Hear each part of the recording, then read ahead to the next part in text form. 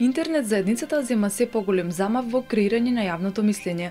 Статусите и твитовите на јавните личности честопати се и вести на денот на традиционалните медиуми. Најчесто, објавите на социјалните мрежи се придружени со говор на омраза, морално спружување на поединци кои не размислуваат како побројната група. Оној кој мисли поинаку виртуелно тоа го изразува. Осудата од заедницата е двојно поголема, а некогаш и поболна.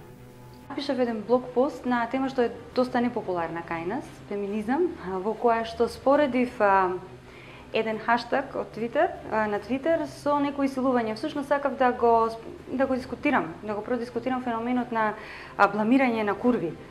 И да направам паралела меѓу двете крајности, значи едната крајност беше силувањето, а другата најбенигна, условно речено, крајност беше исмевањето на курвите и напаѓањето на жените као курви, етикетирањето. И тоа доведе до лавина на негативни реакции, добив и свој хаштаг, значи кај што бев прозвана по име и презиме и каде што многу од нападите беа баш на сексуална основа. Она што е типично за било која жена кога е напаѓана, се одвлекува темата без разлика на тоа која е, заради што е напаѓана и се почнува да се удира на нејзиниот изглед или на нејзината сексуалност.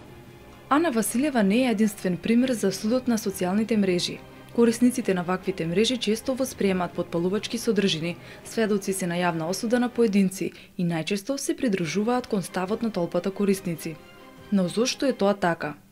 Станува збор за таа темна или сива страна на интернетот, каде што слободата се злоупотребува и се инструментализира. Социјалните мрежи не само што охрабруваат, туку и потикнуваат говор на омраза од единствена причина што се однесуваат по принцип на толпа, односно кога еден ќе почне да навредува или да дисквалификува некого и сите други комуникацијски чинови што влегуваат под дефиницијата на говор на омраза, другите го прифаќаат тоа бидејќи самиот говор на омраза поттикнува нова омраза. Иван Димовски е корисник на социјалните мрежи. Вели дека е против говорот на омраза на интернет, но признава и дека се нашол во ситуација каде се исмева некој. А кога исмевањето преоѓа во говор на омраза, повторно за дел од корисниците и тоа е во границите на нормалата.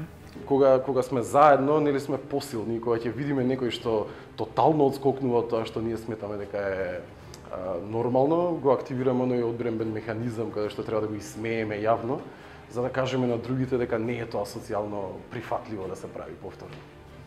Критериумите за тоа што е нормално се прошируваат. Не постои цензура со други зборови.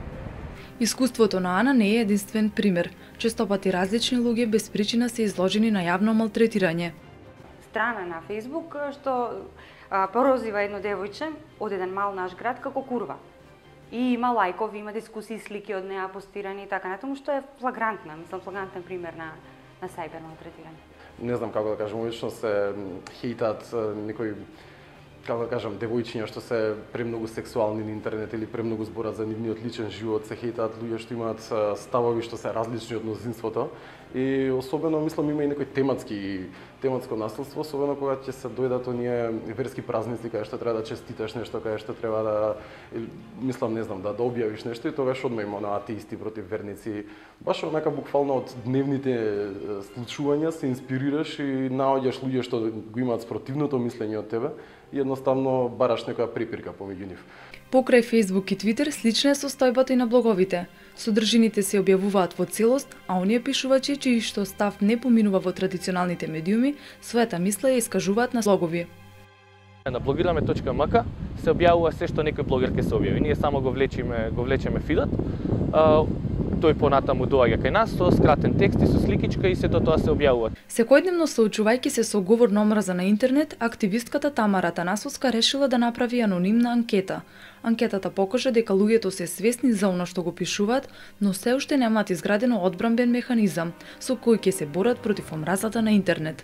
Направив една многу кратка мала анкета која споделив на социјалните мрежи, која едноставно и нема некоја методологија позади себе, но сепак даде слика за тоа како се чувствуваат луѓето. Ја одговорија 514 корисници, дури 73% сметаа дека е важно и многу важно она што го зборат на социјалните медиуми. Онлайн сферата се уште не е регулирана со закон. Обидите за цензура се косат со слободите на изразување. Затоа, комуниколозите велат дека подобро е саморегулација и едукација, отколку цензура. Брзи решенија преку ноќ за жал нема. Значи еден од препорачаните методи е медиумската едукација. Ако повеќе луѓе се трудат да го направат тоа на добар начин, најверојатно ќе има промена. Јас на вистина не верувам во цензура, затоа што кој ќе ги креира световите на што е нормално тогаш? Мора да постои активен ангажман и на активисти и на други институционални представници кои што на самиот интернет ќе ги маркираат ваквите злоупотреби, ќе остават свој глас, ќе го искажат мислењето,